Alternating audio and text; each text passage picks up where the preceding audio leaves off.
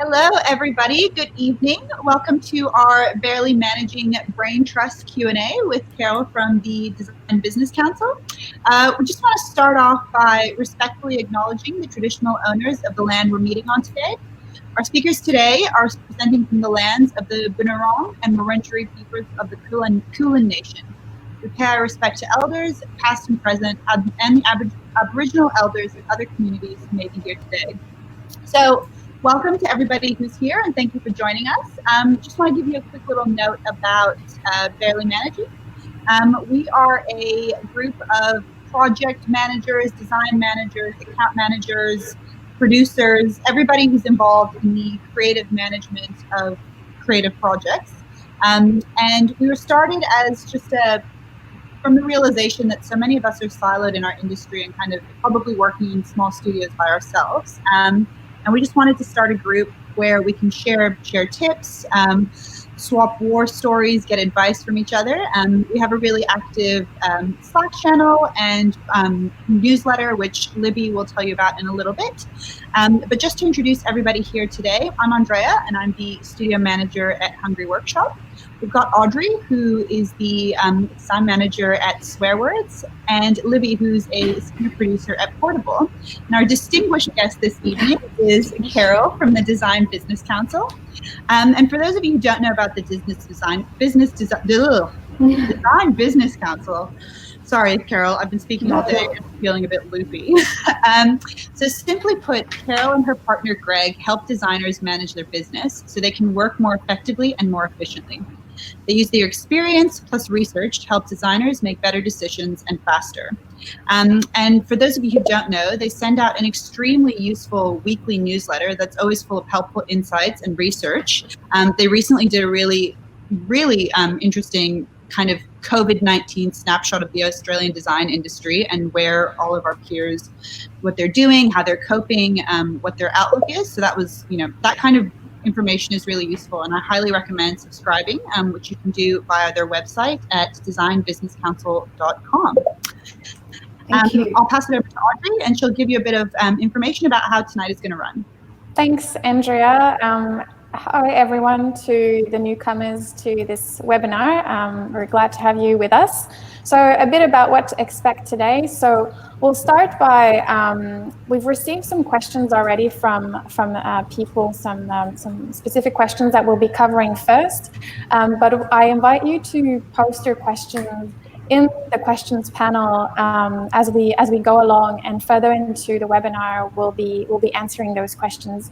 If you've got some other comments, you're welcome to post it in the chat. And in relation to the questions that you'll be asking, there's a feature in Livestorm where we can vote for our favorite questions. So I invite you to put a star onto the questions that you'd like to be answered most, because we'll be having a lot to cover today. So what else? I think we've got everything. So we'll start with the Q&A. About the poll, Audrey. Oh yes, the poll. True, I forgot. The poll. So we'd love to hear where you're coming from, so that we can better target our answers. So Libby has posted a little poll in that polls panel. What part of the industry do you work in? So I'm just going to go through those answers. So we've got 4 people from the visual design, branding, graphics, and packaging. We've got no one on the digital design side just yet. Oh, no, we've got someone now. Service, human-centered design, we've got 2 people. Illustration, 1 person. So as we go along, lots of people from visual design, branding, graphics, packaging. So that's helpful. Excellent. And then Libby, you've posted as well. You'll be posting throughout the webinars some information about who Barely Managing is, who Design Business Council is. So we really invite you to connect with us, with our other channels. So we've got a Slack channel that we'd like you to be part of if you like. You can find more details on our website. And if there is a question that, a burning question that we don't get to answer today, you're welcome to send it to us later on, or ask it in our Slack channel. Carol is a distinguished member of the Slack, always happy to help. So yeah, we're covering a lot of ground here. So am I forgetting anything? Are we ready to kick off? Yeah, great, awesome. All right, so I guess to begin things, we often, or Carol actually had that great analogy of the project manager as, as a defining term for all the hats that we're wearing, as a bit of an air traffic controller. So Carol, would you like to tell us a little bit about what are the different definitions for project management in creative industries, and which of these terms do you relate to for our audience? Okay, so project management is one of those areas that can come under, we've got a lot of clients that have very different titles, but they're doing very similar things. If you did a Venn diagram, there'd be lots of overlapping with studio management, design management, project management, general manager, if you're getting in some of the finance areas. I think the common thing is that these people do everything in the studio that is not design. So it's not in the execution of design or in the execution of artwork. So the analogy I use is like a air traffic controller, that if you're in a really small studio, like a really small airport, and you've got one plane coming in and one plane landing, and then the plane takes off, you don't need anyone to coordinate that. But if you have two planes coming in at different times, you can still do that. Two jobs, you can juggle that. But then when you get different planes of different weights and heights, so you've got a jumbo jet and you've got a little Cessna, and you've got a north-south runway and an east-west runway, and you've got planes coming in at different times, and then you've got someone who's too long on the tarmac and the catering van's too slow, and then someone else needs to get fuel and they haven't got fuel, and people are really slow getting on the plane and that plane should have taken off, and then you've got planes circling, you don't know when they're going to come down. Sounds like a tough job. and then you've got a helicopter that's emergency, I've got to land now and I've got to go off. That's when you need someone really calm, looking over the whole lot and coordinating it. That's a project manager. And I feel like what you've just explained is probably the reason why we've got so many people asking questions, because in that role, you've got so much to consider. You've got so much to consider. It's all about the detail. And it's all, many times, it's when you're doing your job really well, it's invisible because you don't know an air traffic controller until it all turns pear-shaped. Yeah.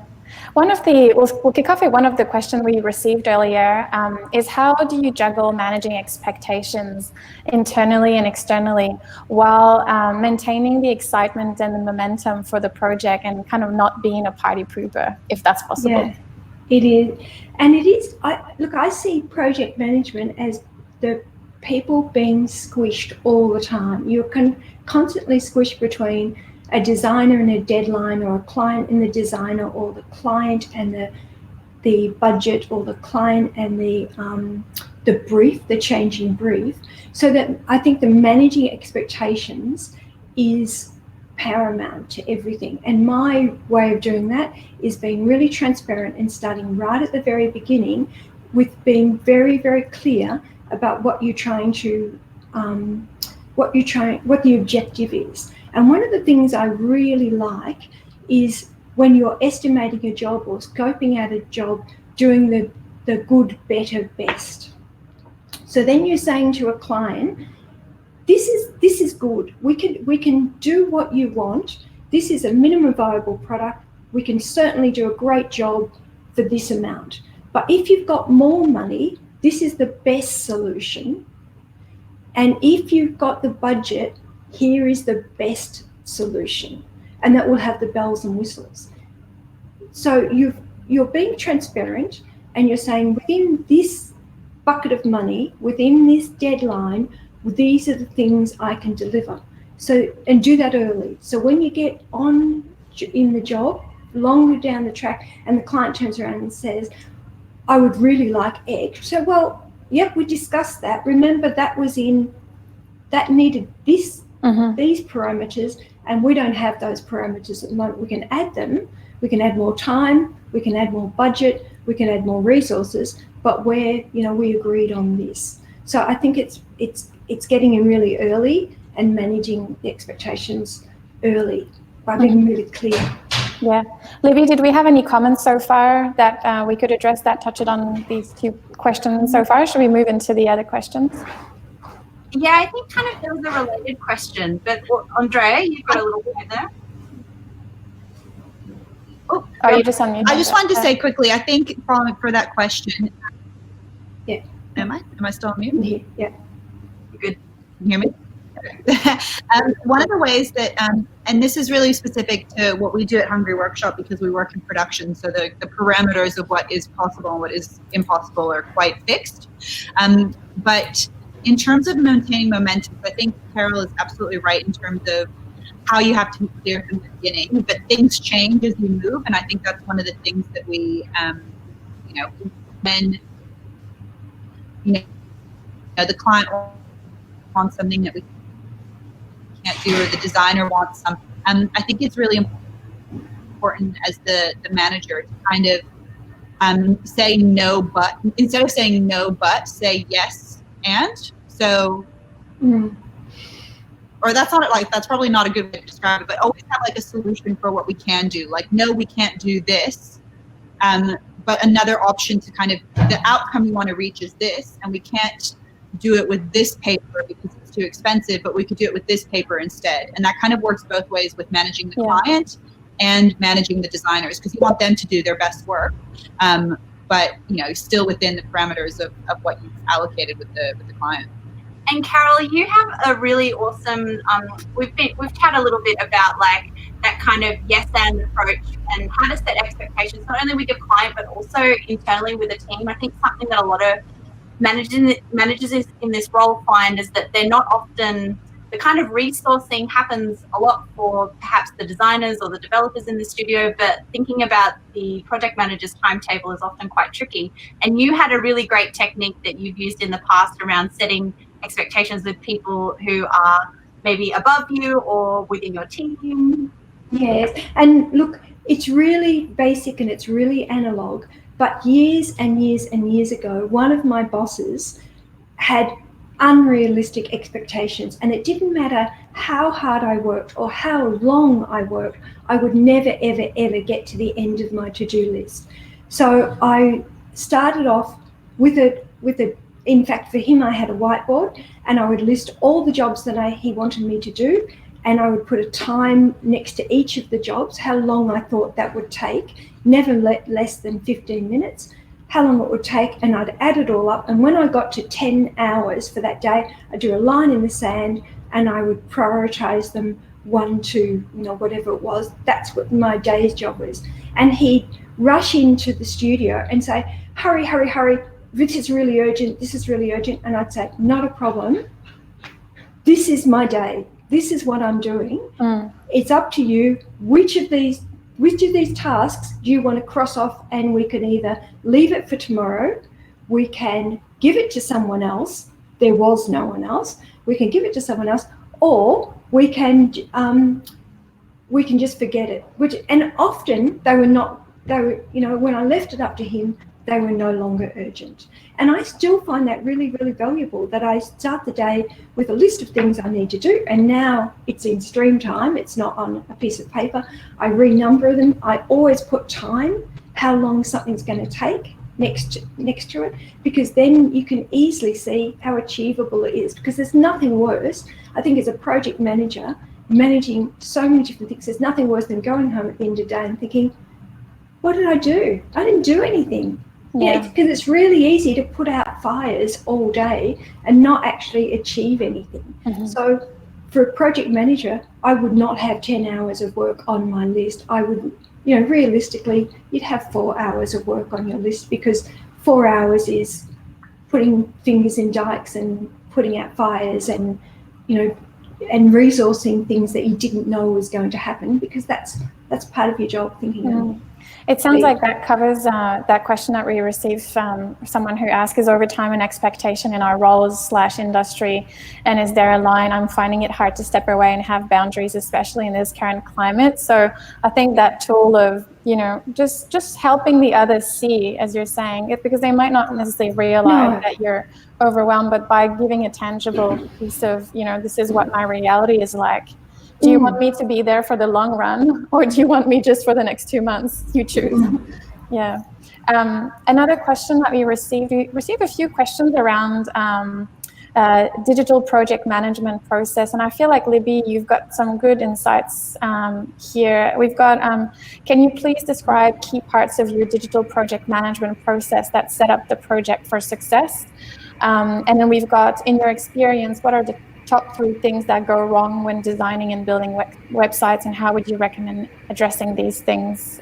So perhaps crossover in those questions. Yeah, absolutely. Yeah, there's look, these are some really good questions, and thanks to the people who submitted these in advance. I actually had a little bit of time to think about them, but I've got three top things I think that describe the key things that I'm doing when I'm managing digital projects to set them up for success. One is that you have to see developers as designers as well. Developers are equally responsible for what is being output. And so I always say devs are designers too, because they are actually just as important than everything else. And it's really important actually to have them there at the start. So the key thing that I always do is, in a design briefing, I have my development team there. I have whoever's going to be involved in it there at the start, so that they are across what is being proposed to clients. Like at the start of a project, I always hold a pre-mortem. If anyone's not familiar with the concept of a pre-mortem, it's basically a brainstorm where you brainstorm all the different ways that this project could basically die. And if you look up at Atlassian, they have some instructions on how to do that in their playbook. But a pre-mortem is a really great way to float all of the requirements that you're not thinking about. And I think one of the hardest things about managing digital projects is that there's a lot of knowledge that you as the project manager or producer actually just can't know. There's too much technical knowledge. So you have to have people across that stuff at the beginning, and get your designers and your developers to float any of the risks that they can think of straight up. I love that. Oh, it's so important. And any project you can use a pre-mortem for. Time project, but in particular, I love it for a digital project, because my developers will just say something completely left of field that I'm like, oh my gosh, I had no idea that was even a risk. And they're talking about some back-end part of the servers that I'm like, I don't know about that, but if that's a problem, then I do is facilitate the conversation to actually have that solved straight up. And when you're talking about managing expectations, that's perfect, isn't it? Yeah. It's so important, like that, I really rely on my designers and my devs to tell me the things that I need to be keeping an eye on in production. So a pre-mortem and a kickoff is like my number one thing. And Libby, just on that, is that the pre-mortem that you do you do a summary of the things that you would discuss, and do you share that with your client, or is it more an internal thing? No, I do. I basically put together a table of that stuff. I will have like an internal and a client-facing one. There'll definitely be a number of things that maybe are floated in there that are maybe internal-facing. But basically what I do as a follow-up to that pre-mortem is I write out all that stuff that I think is client-friendly, and I actually sit down with the client and go, hey, here's all the things my team have floated as a risk. Is there anything else from your perspective that you think is a risk? Also, what solutions are we as partners in this project going to come together to mitigate that risk on the project? Because some stuff might actually relate to client and actually requires them to go and do some legwork at the other end. Definitely a pre-mortem. Definitely see your devs as designers and get them on board from the start. And the other thing is like understanding the long-term value that your client is trying to deliver with whatever digital output. I'll give this like specific example of something that comes up in digital projects all the time, is that what we design and can be executed in development in so many different ways. And what we often find is that a change in design or a change in what the client is trying to get out of it can actually completely change the technical implementation. And I've had, instances where basically I'll have a client who 4 months down the track, we've already deployed a thing, it's already out there, and they're like, hey, we want to do some enhancements to this particular piece of work, but also it's going to like be in this direction of our vision. And I say, oh, well, look, if we had that information about your vision 4 months ago, we would have done the implementation completely differently and might have saved you some money. So you can always be looking at where to save money, but you have to have that kind of long-term vision of the client's, where is the client trying to head? And that takes an extra level of talking to your client about why they're trying to do this, what are they trying to achieve, are there other peripheral pieces of context that you don't know about that are not part of this project but actually can inform implementation, because basically changing things in digital is really expensive. So yeah, they're definitely, go on, sorry. I was just going to say that really applies to, I know we've got a couple of people here who might be working on packaging. Like that really applies to packaging as well. Like not to a different kind of degree, but you have to have a lot of conversations at the beginning, like telling the client what they, like having them think about things that they may not have thought about, because they want something really cool or really incredible, but they haven't actually thought about like, what's our unit cost for this packaging need to be? Because we can design something awesome. That's not a problem. Like you want something with all the bells and whistles, like we can do that. But doing that and then pricing it for them, and it's like, oh, whoa, I hadn't even, and they need to think about, well, are they going to be packaging the boxes themselves at store? Like how much is that going to add to it? Yeah, the unit cost might be low, but does that mean that they're going to have to spend 5 people 2 days a week have to put labels on boxes, for example, and that kind of thing. So I think that pre-mortem and getting them to tease the things that really works for that as well. And Libby, just to wrap up on the digital side, are there apps or tools that you would highly recommend that you can't live without? Yeah, definitely. I think definitely all of my designers use Figma. And I have to say, as a project management tool, Figma is amazing because it does a number of things that you can do as a project manager. You can comment up client feedback. A client can access that URL without, I don't think they don't need a paid account or anything, and they can comment up all their feedback and you can manage it all in one place. Figma also has the availability to prototype your design. So basically Figma is both your live, if you're kind of more Adobe centric, you might be working in something like Illustrator for your designs. The great thing about Figma is it's kind of like Illustrator but for digital. So the designs that the designers make within Figma also have the ability to output a whole heap of styling code for your developers as a basis.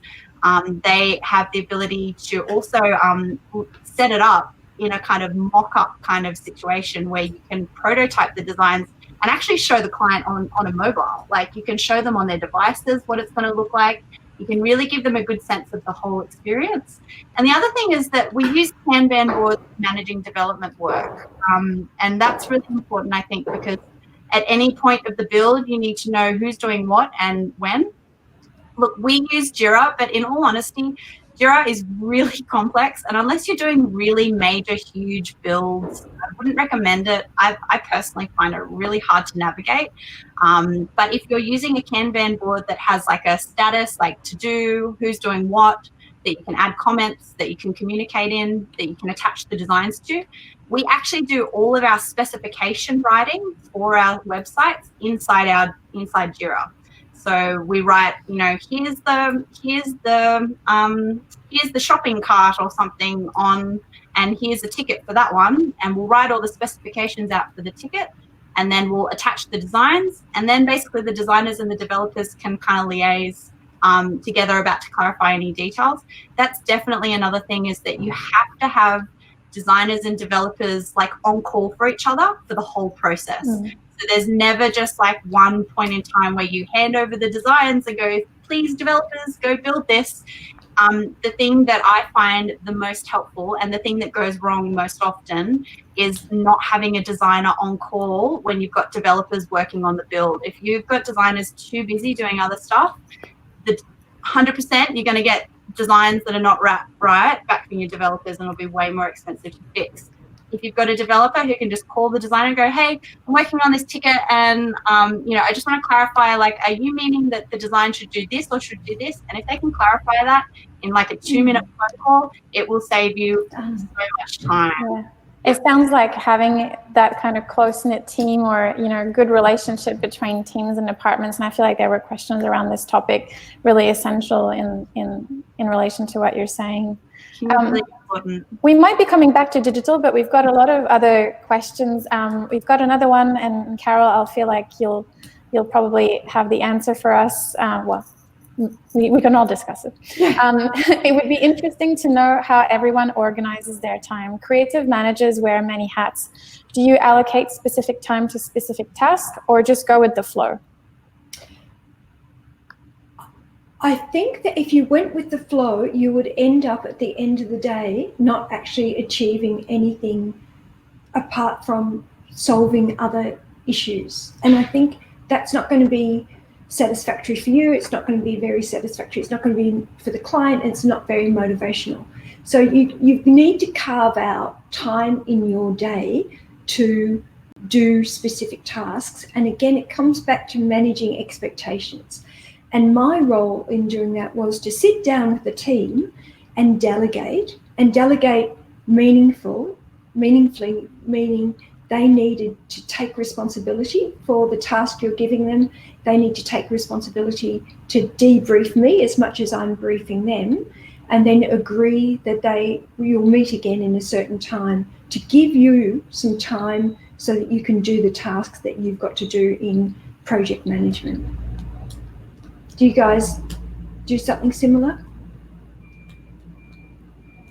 I'm definitely a big fan of that technique that you were saying before, Carol, about ring fencing what you're going to be doing and when, for sure, and helping others understand the invisible stuff, because no one has as much context as you do about what you do. So you have to actually tell people that.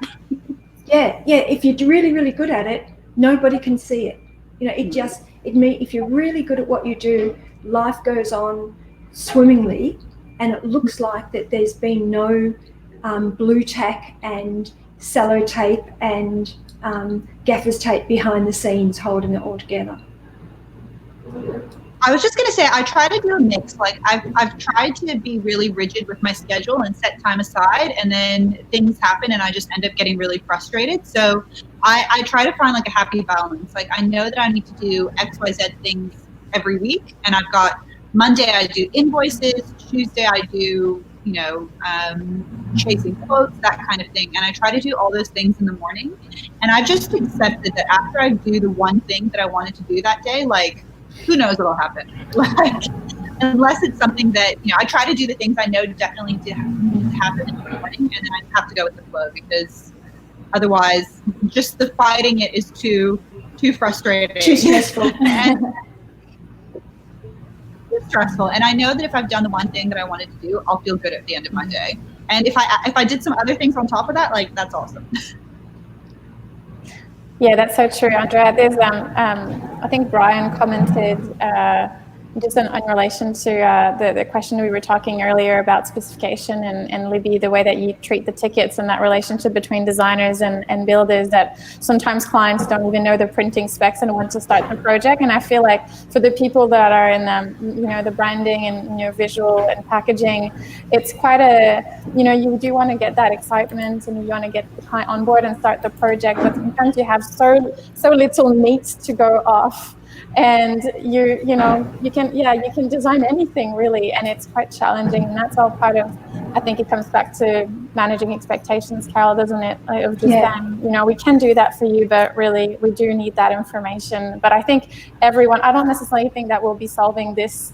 It's probably going to be an ever-ending case of not necessarily having all the information that we need. It is, and it's one of those tasks where when you get a new client, it is much easier to start afresh, to say, okay, this is how we work. This is how we plan out a project. This is when we need all the information. This is why we need it. And this is what we're going to do with the information. And this is how we will run the project. It is much harder for clients you've had for quite a while that have gone into habits that are hard to change. And it's also, it's a nice way of onboarding someone in the studio to say, this is our methodology, that we've got a process, and the reason we have this process is because this can happen, and trying to get someone to work the way, and, being open to new ideas, but having a process. Mm. Do you guys very much so. I have a question. How do you guys do that? We have a couple of clients that we've worked with for a long time. They might have been like some of our earliest clients, and we just kind of like, whatever they want, we do it. And within like reason kind of thing. But as we, over the years, we kind of like refine the process, and those kinds of legacy clients, breaking those habits can be hard. And I feel like, whenever we start like a new project with those clients, we're kind of like, oh, hey, like, since we worked together last time, we're doing things a little bit differently. But it's so hard to kind of get out of those habits, especially if they're bad. What do you guys do with that? Like that check-in, that periodic check-in is what I try to do, but it doesn't always work. It's one of the ways I think that we, as designers, we're really bad at doing our own communication. So one of the things that we used to do was have a monthly newsletter to tell clients, it was like a professional development newsletter for clients to help them do their job better. So in that, we would be saying, we found a new way of doing this, and it was really helpful for this project because it meant that we could shave budget off it in this way. So that we were continually describing, communicating, upselling how we did things and why we did things in new ways. Because I think you're right. When I closed my studio, I had done an annual report for one client for 21 years. You get pigeonholed. They're still working the way that they have worked the whole time because it's really, really comfortable. No one likes changing. You're much better doing tiny increments of changes than coming in and saying, new ball game, guys, new rules. This is how we're going to do it. So getting that communication about your studio and what we're doing and how we're doing it, and we're learning new, and we're learning new ways to do things all the time, is one way to stop you being pigeonholed as you're the printer that does the business cards. I'll come to you if I need a business card. You've got to continually resell what you do. Yeah, I think that is the baby steps, isn't it? You just take them slowly by the hand. I find that for me, and we'll cover the two questions that we've received in the questions panel after. But for me, I've realized too that sometimes, because I think we're all sticklers for process, or we try to be, and sometimes I've realized that there are clients that even though they drive, not that they drive you crazy, but they don't abide by that process. But I think, is the relationship with them so great that it doesn't then really matter because they're either the best, our best income, source, or that they're so lovely that you're kind of willing to just go, oh, all right, we'll just go with their flow. And if that works and if that creates the relationship, then so be it, I guess. So I think perhaps maybe it's because I've dropped the I've dropped the towel or something. But no, I think you're absolutely right. It's all about compromise, isn't it? And there's some clients that, you're right, are so lovely to deal with that it's worth trying something different. Or they pay so promptly that if something goes a bit astray, that they'll have your back. So I think it is compromise. It's just best foot forward in risk management. Yeah. And to add to that, I like something that we do quite a bit at Portable that we've spent a long time kind of like in trying to engage our clients on, because we actually get good feedback on it, is that we run in similar to the Atlassian pre-mortem, which I also talked to the client about at the start, is we run a retrospective where we sit down with the client and we go, look, this project, was great or wasn't great. Like, let's just be honest, like, was it good or not good? And let's talk about what went really well, what actually went really bad, or what was hard for you, like, as part of that process. Because often I think when you, especially when you're with a new client, like, you realize that, they might have been missing a key piece of knowledge that maybe we could have actually just filled them in on right at the start, or you learn so much the first time you start to work with a new client. But having client ownership to contribute to the conversation around processes that are working for them and ones that aren't has been really helpful for us, I think. I love that. Yeah, because that's a lot about managing the known unknowns and the unknown knowns, isn't it? Yeah, so, I love that.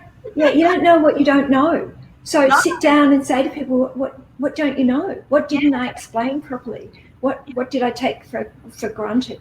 Love it. So simple. So simple. Such an easy way to do like a project closeout is just say, what did you like? What did you didn't like? And if we were to do this next time, what would you actually say you would like us to do next time? Yeah. And then you already have like a whole heap of information in your ammo that you can go back to your client with. Yeah. And I'm sure the client would really appreciate that you're, I think it just shows that you're really invested in that relationship with them. Yeah. So we've got two questions in the questions panel. We've got from Jess and one from Brian. So Jess asks, I'm sure you get this all the time, but how do you have the tough, hold on, I can't see the entire message. How do you have the tough negotiations with the client, reining in their expectations without sucking the joy out of the creative process, which they are so excited about? We touched a little bit on that earlier, in that managing expectations and kind of keeping the momentum, but this is almost a bit more specific to that tough negotiation. And it's almost as if it happens to me too that, sometimes you might even be in a negotiation phase for 3 months, even more with some clients. I'm sure, there's in other worlds, there's negotiation periods that are even longer. But it's almost as if you get to that point and you're supposed to be all excited and ready to go, and you've just talked numbers and you're kind of a bit tired. How do you just send a big case of a slab of beer to just celebrate the beginning? And then what are your tricks, Carol? Tricks. There are no tricks when you're dealing with humans, is there? Because what works really well with one person may just not work with the other. The reason I really like the good, better, best in the estimating is because it gives you a chance to go beyond the brief that the clients come. So the client can only brief you in on what they know.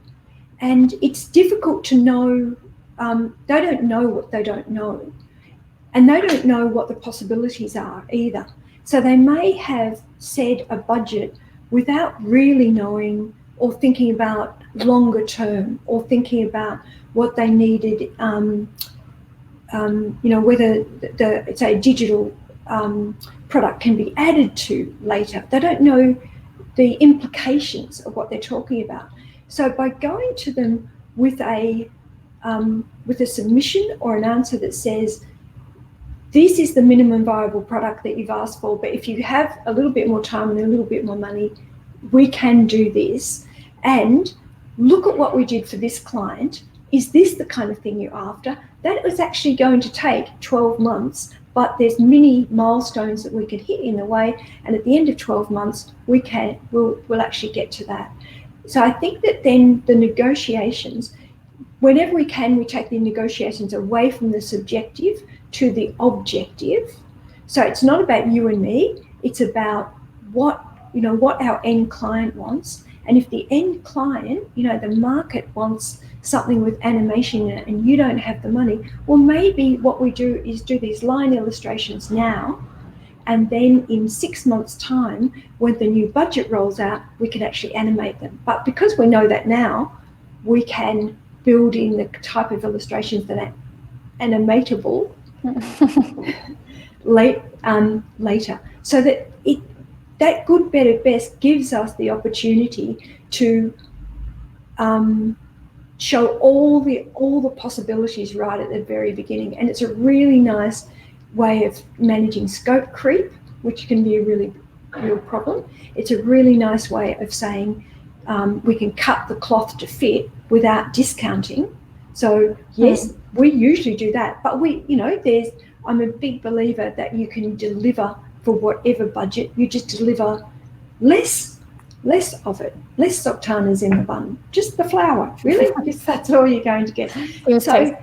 Yeah, exactly. Yeah, no icing. I have a more technical question around this is, and actually just in the good, better, best, in the philosophy of purchasing, like people will buy into the middle because you don't want to be seen as the person who goes for the cheap option, but you don't have the budget. So that's in terms of like focusing that sales strategy, and this has benefit to that too. But what I've been finding is that in the everyday of estimating, I found sometimes that the good, better, best is a bit hard to implement, because it means that for like within the systems that we use, whether it's Workflow Max or I don't know whether with Streamtime or other services, Briefcase, how easy these things are to be. Do you kind of send like 3 different estimates, or when you're in proposal stage, it can get a bit tricky it makes kind of lengthy proposals. I'd be curious to hear everyone's kind of best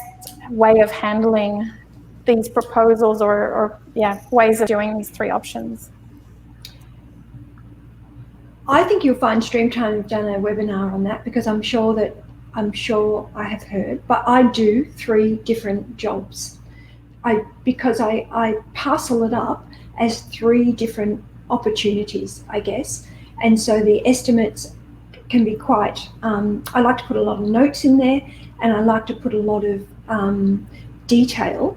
Sometimes the detail is not seen by the client, but it's detail for me. So if I'm doing a number of different jobs at the time, the more notes I have for myself, the easier it's going to be. And then when they choose something, I can just archive the other jobs, and I know that I can go back to them for another client. So that's just the way I work. Going back to your first thing about good, better, best, yes, people do tend to go for the better, but I think without doing that, they might only go for the good. That, if that's the budget they've gone to you without any information, more information, they may more often go for the good. This way, they more often go for the better. So and it is very often with some of the designers I'm working with that clients pick and choose from the best. And like the animation bit, yep, I can't do it now, but I will do it further down the track. And I find that the example of showing what you've done for previous clients before, it's such a good way. It's like, I'm not selling you a fictitious idea that I've never tried before. Here's how amazing this was, and this was in that realm. And suddenly it's that you have the proof that you're not just making up a number. And I found that our clients, client peer group pressure is big. I wonder what he's got. It worked brilliantly. To your point, Carol, earlier talking about, I'm a big advocate for that kind of like, you negotiate on scope, you don't negotiate on price, right? Yep. Because yes, you can deliver any type of value for any cost, right? I definitely second that, Carol. I think that's such an important. This is something that might feel like wildly, a bit wild, but we actually with development projects. With some, and look, admittedly, these are with long-term clients, but after working with them for sort of about 6 months, we started to build in this philosophy of how, hey, actually we can do better work for you, but we actually need a milestone. There's too many unknowns. Like some of them can be very complex. There can be a lot of legacy code that you might be taking over. We actually build in a milestone where we go, hey, okay, at this point in time, we think the project's going to cost this amount of money. We know we're going to have a design phase, and we know we're going to have a development phase. Design's going to cost this much, development's going to cost this much. We say at the point in time of, because design is going to give us new ideas, we might explore different concepts. What we quoted before we started design could be wildly different from what we want to actually build once we do it. So we actually build in a milestone where we say, hey, we reckon, best guess, development's going to cost this much, right? And if that's the budget, the fixed cost that you want to sign off, go for it. But at the time where we're reviewing and approving our final designs, we will work with you to find solutions that are going to meet your needs within the fixed cost price. So we actually build in this milestone that says, hey, like, we actually don't know what we're going to build. We're actually not going to commit to building, like, we think it's going to be within this kind of area, these themes, these topics. We kind of know a rough top line, but here's the milestone at which you will be involved in that part of the conversation where we will define the scope, and we can't actually do that until we know more. Yeah. So having that bit where we prioritize with the client. Yes. So all the time you're talking about outcomes rather than outputs. Don't get stuck on outputs. What are we aiming to do? What's the outcome that we want, and that we will always be able to manage that outcome. The outputs that we do may change depending on the timeline and the budget. We do the same thing where we kind of have like, it's different. It's a bit different for production because that's pretty, it's easy to be like, well, this costs a bit less, but it still looks amazing because you can give physical samples and things like that. But with design, we do the same thing. We kind of like, well, here's the concept and here's some rough ideas on how much these things will cost. But by the time you get to that, we finish the concept, it's your responsibility to kind of sell them in and get them excited about that at that stage. And then it's easier to kind of have those negotiations because you've already sold them in on the concept. So, they might stretch a little bit more because they're so keen on what you did and kind of how you visualized it. So yeah, that's breaking it down. We've definitely refined our process doing it that way, just from, having tricky situations where we've learned that didn't work. We've got, oh, you were going to say something, Lydia? Just one more thing, just to check that we've actually answered your question, Jess, about how do you have those tough negotiations like with the client without kind of sucking that joy out of the creative process. I think that it's like it's letting the client know upfront that there are going to be different points in time where they are going to be a part of the conversation around what that outcome will be, and making it more about letting them have that decision-making process rather than finding, oh no, we've got all this scope creep now because the designs are completely different from what we spoke about later. If we're setting it up front, going, hey, you're a part of the combo. Mm-hmm. Yeah. Sounds like a great way to do it, Libby. And can I just add, before we go from that, one of the things that I do and still do is start the day keeping everyone up to date with what's happening. So if it was my clients, I would do an email to the client, always get to the client before they can get to you. So you're in control. Do an email to the client, even if the email says, hi, just touching note, just that, because I said I'd be back today. I don't have the answer that you want. I'm still waiting on the printer giving me the quote, but I will get back to you. I'm onto the printer. I've given them a reminder and I will be back to you by the end of the day. So again, just keeping it. No, I didn't get the quote. I want the quote, didn't get the quote. And I find for these things often it's just and I think that's why I like the phone call, is that sometimes the email and the phone call is so easy, and or even the text these days is just a quick text and absolutely, yeah, and that's fine. So Brian said, how do you find the balance between managing a creative team and ensuring they are pushing the ideas further while also delivering creative work yourself? So almost that position where, and correct me if I'm wrong, Brian, would it be in a context where you're doing management as much as you are delivering creative work, which must be quite a challenging position to be in because you have to put a different head at different times. So what would be your response to this, Carol? I think it's similar to what Andy was saying as well. How do you balance the clients and the creatives? And it's going back to that maintaining your own space. And so with Brian, and I ran a studio and I designed, and it's a real trap that you start your design work at 6 o'clock of the night when everyone's gone home. And that's just not sustainable. It's you can do it sometimes for the job that you really, really want, but it's not sustainable. So what I would do is sit down with everyone, and it's really nice to bring in the design team to say, this is what we're doing. Do a really quick stand-up WIP meeting so everyone's kept up to date. And be really transparent. This is how many hours we've got to do. So everyone in our team, use Streamtime, can see the hours that are there. If you can get this 5-hour job done in 3 hours, those 2 hours are cream. We can use that. We can use that to do our own work. We can use it to do use it within our marketing budget. We can use it to try different, do some professional development. We can use it any way we want. Because as a studio, as a business, we need to make more.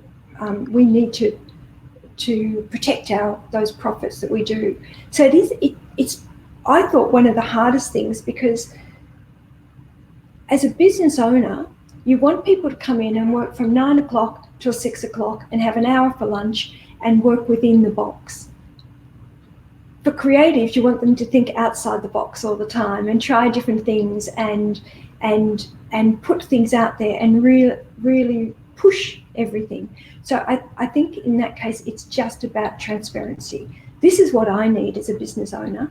This is what the client needs. Let's work together to try and answer that as effectively and efficiently as possible without compromising too much.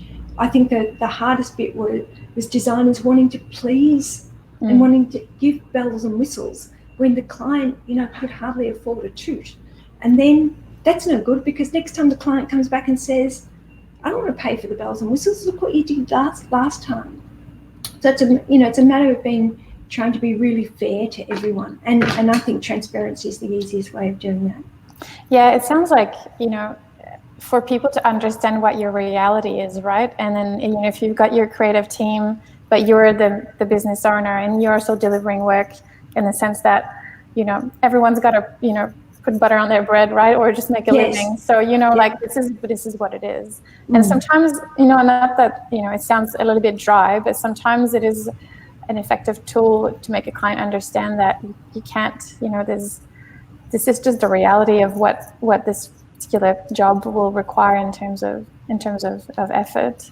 And then Andy had a similar question, so I'm just going to repeat and see if we've covered some of that information. How do you manage two very different stakeholders, clients and creatives, at the same time on the same project? And how do you make sure you don't look like you favor one or the other? And that's probably that is the project manager being the bridge between the client and the creative team, right? So I feel like, you have to probably speak differently, in the way that you rally your team and you rally the client, and that's probably just normal. I mean, I'm sure Cal, you've got some insights there, but you motivate people in different ways, I imagine.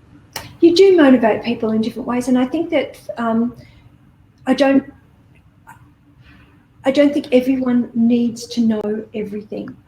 I think the skill in a really good project manager is understanding the information people need to know. Like, the designer does not need to know that the client is a real tight ass and won't pay for X, Y, and Z. What they need to know is the client loves what you're doing and really wants to go down this path. And in the same way, the client doesn't need to know all of the intricacies of the job. They just need to know that everything's under control and it's happening at this time, and we're going to need you to be available at these times. I think that giving everyone the information they need helps them do their job better, and giving it with as much energy as you possibly can. I feel like it's being close to 6, so we've covered a lot of territory. There were other questions that we received. Libby, Andrea, how do you feel about, and Carol as well, how do you feel about the questions? Should we kind of leave them for discussion in the Slack, or do we have time to answer one last one? And perhaps people in the audience have a burning question that they would like to ask before we wrap things up. I'd love to keep the conversation going in the Slack, but I did just want to say one thing quickly to Brian, in terms of like finding the balance between managing the team and being creative yourself. I'm not a creative myself, but I think my version of that is like having time to think about things strategically for our own business. And I think the thing that really helps me is just being realistic. Like, I would love to have like 2 hours every day where I'm doing that kind of work, but realistically speaking, like if I can set aside 2 hours a week, and like I was saying, do that in the morning, and that's like my time, then I think that's the way to do it. And I don't know your setup and your situation specifically, but I think being realistic, and you'd want to have like as much time as possible, but I think rather than thinking about too much time, like the ideal time, and then not meeting that, like being quite realistic in terms of what you can achieve, and then being like, I did that. That feels great, as opposed to, I didn't quite have enough time to do what I wanted to do. So yeah, just being realistic, I think, would be my tip on that. And to add to that, like, acknowledge that I have been in that space and it's really hard. It's a really hard space to be in, to be someone who's also on tools and also like helping kind of manage a team. Like, it's there's two different bits of your brain that you're using, and I think Andrea's like summed up in the type of trying to do deep strategy work versus like your kind of mini tasks. Definitely like have a bit of like a forgiveness for yourself, and be okay with don't feel productivity shame. That's like my big thing. Don't feel like you didn't do anything all day. You definitely did. And just on that, Libby, I think and we spoke about it, Carol, before we did this webinar, that acknowledging that project management is an ever refined process and role, and that we will make mistakes, and it's normal, and there's probably emails and conversations we'll go home and wish we had done differently, but it's part of the job. And the same way that there's often needs feedback rounds into design work, maybe we need feedback rounds in how we've delivered some bits of information and estimated and coding, and that it's okay. And that's why we're doing webinars like this, to just keep evolving. Before we finish, can I just add one more analogy that I'm really surprised that someone hasn't come and said, why should clients pay for project management? That clients often say, I don't want to pay for project manager. And this is the analogy I would give to clients. When you put your car in for service, the mechanic is only one little part of the whole process. Someone takes the keys from you, someone books in the car, someone drives the car to the mechanic, someone assesses what needs to be done, someone calls you and says, you actually need 2 tires, you need the windscreen wipers changed. Then you give the approval, then someone goes to the mechanic, then the mechanic does the mechanicking. Like, that's the designer doing the designer and the artwork. It's a little bit of the project. Then someone calls you to say the car's ready. Then you go and someone invoices you, someone takes the money, someone gives you the keys. So all of those things happen so the mechanic can do their very good qualified job as effectively and efficiently as possible. And that's like a project manager. That if the designer can do it, and like going back to the air traffic controller analogy, if you've only got one plane coming in and one plane going, or one car coming into the mechanics and one car going back, the mechanic can talk to the client. But if you've got lots of different cars in lots of different stages, or lots of different planes coming in, the designer or the mechanic is not going to get any work done. So the project manager is a protective role around the designer, and a protective role for the client, to make sure that there's a quality control, that the design actually meets the brief, that really the project manager protects those 2 people and joins the 2 people. And so in a small studio, a designer can do it all themselves, like a mechanic could do it all themselves. But it's going to go to hell in a handbasket if it gets much larger, because it gets really complicated and it could get ugly. I love that so much. I love it so much. It speaks so much to the value of what we do is really important to providing a good service. And you were saying, Carol, that sometimes if it means that you just have to hide the service, hide the project management, and just build into the costs, then it's whatever you need to do. As long as there is a number of hours that is allocated to that project. Because then realistically, a designer would need to do it. If you guys weren't there, a designer would need to do all that you do. It can't not be done. No. A designer would need to do it. So if you've got a client that absolutely categorically will not pay project management, it's not a problem. Just put the time needed in the project management in another part of the job. And some clients don't want a really detailed breakdown. They just, here's my bucket of money, how you spend it is up to you. So I find that from working with that has of money, Carol. Little buckets, sand buckets. I work with designers, they're sand buckets. I found that estimates have been approved a lot more quicker now that I don't necessarily list it as a line item. The only thing is that it's more challenging for us to report on time tracking for project management versus design or creative direction when it's all into the one stage. But that's another thing. Well, you can still have the task in Streamtime, and it just means that your time is within design, but you can still have it in a separated out. So I guess it would require a bit of reshuffling in how you initially, approach the way that you create your estimates. Yes, yeah, in what's visible and what's not. Yeah. So it can still be a task in there. Well, thank you so much, Carol, and everyone who's attended. Livy, Andrea, was there anything else that you wanted to talk about or bring up before we wrap up today's session? I just wanted to say that was a really great note to end on. Like Carol kind of, I said to you yesterday when we spoke that every time I speak to Carol, I kind of have a rejuvenated excitement about my role and the things that I can do. So thanks for finishing us off on that note. And just this conversation about kind of estimating and how we do it.